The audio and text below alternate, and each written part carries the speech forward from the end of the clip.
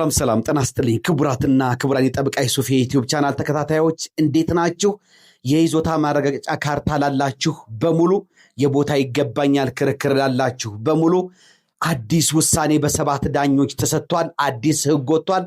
ከዚህ በፊት ሲሰራበት የነበረው የህግ ትርጉም ተሽሯል፣ ተለውጧል። ይሄ ህግ ትርጉም የተለወጠው ሰባት ዳኞች በተሰየሙበት የፌዴራል ጠቅላይ ፍርድ ቤት ሰበር ሰሚ ችሎት ነው። መጋቢት 25 ቀን አሁን ከሳምንት በፊት 2018 በሰበር መዝገብ ቁጥር 2462 30 ነው የተለወጠው።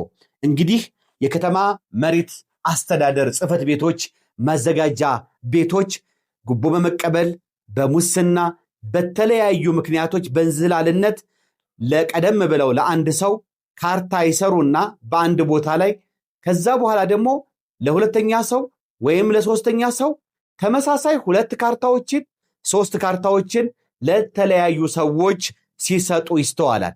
በዚህን ጊዜ እንግዲህ በእነዚህ በአንድ ቦታ ላይ የይገባኛል ጥያቄ ባላቸውና ካርታ በተሰጣቸው ሰዎች መካከል በፍርድ ቤት በርካታ የይገባኛል ክርክሮች ይደረጋሉ።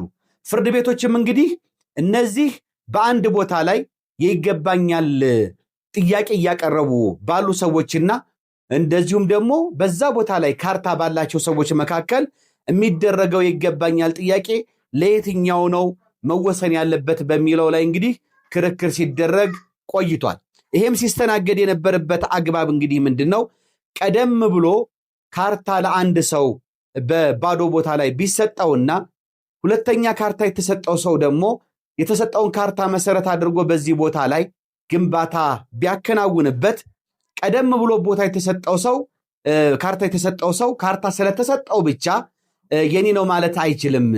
ካርታ የተሰጠው ሰው ሁለተኛው ሰው ግንባታ ካሳረፈበት ካርታ ተሰጥቶት ግንባታ ያሳረፈበት በመሆኑ ግንባታ ላሳረፈበትና ግንባታ ለሰራበት ለዚህ ለሁለተኛው ሰው የተለየ በቦታው ላይ መብት አለው በሚል ሲወስኑ ነበረ። ውሳኔያቸውን መሰረት ያደረገው የፍርድ ቤቶች ከዚህ በፊት የፌዴራል ጠቅላይ ፍርድ ቤት ሰበር ሰሚ ችሎት በሰበር መዝገብ ቁጥር 186946 ጸንቶ ያለው አስገዳጅ ውሳኔ ነበረ። አሁን በመነግራችሁ መጋቢት 25 ቀን 2018 የፌዴራል ጠቅላይ ፍርድ ቤት ሰበር ሰሚ ችሎት በሰባት ዳኞች በሰጠው የሰበር ትርጉም ወይም ደግሞ ህግ ሆኖ በሚያገለግለው ካሁን በኋላ ማለት ነው ይሄንን ውሳኔ ሽሮታል። ምን ብሎ ነው የሻረው? የከተማ መሬት ይዞታ ምዝገባ አዋጅ ቁጥር 818 ህዝባር 2006 በአንቀጽ 43 ላይ እንደደነገገው ሁለት ሰዎች በአንድ ባለ ይዞታ ሊመዘገብ የሚገባን መብት አግኝተው ከሆነ ለሁለት ሰዎች በተመሳሳይ ይዞታ ላይ ካርታ ተሰጥቷቸው ከሆነ መብታቸውን አስመዝግበው ከሆነ የባለቤትነት መብታቸውን መጀመሪያ ካርታ የተሰጠው ሰው ወይም መብቱን ያስመዘገበው ሰው ቅድሚያ ይሰጠዋል በሚል ደንግጎ ይገኛል።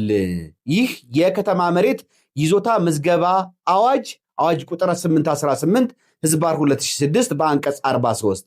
ስለዚህ የቀዳሚነት መብት በአንድ ቦታ ላይ ያለ የቀዳሚነት መብት ማን የቀዳሚነት መብት ያለው ለማን ነው መሰጠት ያለበት ይሄ ቦታ ማን ነው የተሻለ መብት ያለው የሚለው የሚወሰነው በምዝገባ ወይም ደግሞ ቀድሞ ካርታ በማግኘት ነው በዚህ ቦታ ላይ እንጂ ግንባታ በማሳረፍ አይደለም በሚል እንግዲህ የፌዴራል ጠቅላይ ፍርድ ቤት ሰበር ሰሚ ችሎት ውሳኔ ሰጥቷል ማለት ነው። በፊት ሲሰራበት የነበረውን አሁን መጋቢት 25 ቀን 2018 ሽሮታል ማለት ነው። ያ ማለት ምንድነው? በግልጽ ቋንቋ ለማስቀመጥ ቀድሞ በቦታው ላይ ካርታ የተሰጠው ሰው ነው እንጂ የዚህ ቦታ ባለቤት የዚህ ቦታ ባለ ንብረት ገና ለገና በሁለተኛ ወይም ሶስተኛ ካርታ ተሰጥቶት እሱ ካርታ ከተሰጠው በኋላ የፈለገውን ያህል ግንባታ ቢያሳርፍበት ግንባታ ስላሳረፈበት ተብሎ ያኛው ደግሞ ባዶ ቦታ ስለነበር የተሰጠው ተብሎ ይሄኛው ቀዳሚነት መብት ሊሰጠው አይገባም።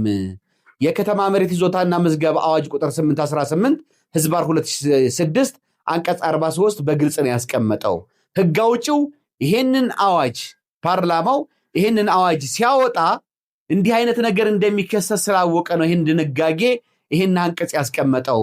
ማዘጋጃ ቤቶች፣ መሬት ልማት አስተዳደር ጽሕፈት ቤቶች፣ በተለያየ ምክንያት በመሳሳት ሊሆን ይችላል፣ በሙስና ሊሆን ይችላል፣ በመልካም አስተዳደር እጦት ሊሆን ይችላል፣ ለተለያዩ ሰዎች ካርታ ሊሰጡ ይችላሉ። ስለዚህ አዋጁ ደግሞ ህግ አውጪው ይሄንን ችግር የሚቀርፍበትን የህግ ድንጋጌ ቀድሞ ያስቀመጠው ይሄንን ስለሚያቅ ነው። ዳኞች ደግሞ ወይም ደግሞ ፍርድ ቤቶች የህገ መንግስቱን አንቀጽ 79 ንዑስ አንቀጽ 3 ከህግ በስተቀር በሌላ ሁኔታ እንደማይመሩ ህግን መሰረት አድርገው ውሳኔ እንደሚሰጡ ስለተደነገገ በህግ አውጪው የወጡ ህጎችን ግልጽ እስከሆኑ ድረስ አዋጁ ድንጋጌው አሁን የነገርኳችሁ አዋጅ ድንጋጌው ግልጽ እስከሆነ ድረስ በቀጥታ ይሄንን አዋጅ ተግባራዊ ማድረግ አለባቸው እንጂ ከህጉ ከተደነገገው ህግ ውጪ ወጥተው የህግ አውጪ ስልጣን ያላቸው የመሰል ፍርድ ቤቶች በሁለተኛ ደረጃ ካርታ የተሰጠው ሰው ከመጀመሪያው ቀጥሎ ካርታ የተሰጠው ሰው ግንባታ ካሳረፈበት የሱ ይሆናል በሚል እስካሁን የሰጧቸው ውሳኔዎች ተቀባይነት የላቸውም። የሰበር መዝገብ ቁጥርም 186946 ተሽሯል በሚል 7 ዳኞች በተሰየሙበት የችሎት እንግዲህ ይህንን አስገዳጅ የህግ ትርጉም ሰጥቷል ማለት ነው። እንግዲህ ህጉ ይህ ሁኔታ ሊከሰት መቻሉን ብቻ ሳይሆን ተከስቶ ሲገኝም መብት ጠያቂዎች ስለሚኖራቸው መፍትሄ አስቀምጧል። ፍትሐብሔር ህጋችን በአንቀጽ 1198 በህግ አግባብ ባልተሰጠ የይዞታ ማረጋገጫ ምክንያት የሚደርስ ጉዳት ኃላፊነቱ የመንግስት መሆኑን ደንግጓል። በተመሳሳይ በአዋጅ ቁጥር 818/2006 አንቀጽ 40 እንዲሁ የዚህን ለሁለት ሰዎች አንድ ቦታ ላይ ካርታ በመስጠት የሚደርሰውን ጉዳትና ተጠያቂነት ለመደንገግ የዋስትና ፈንድ እንደሚቋቋም ሁላ የተመለከተው የሚያሳየው በመጀመሪያ መብት ያገኘውን ሰው ለመጠበቅ በሚል ነው።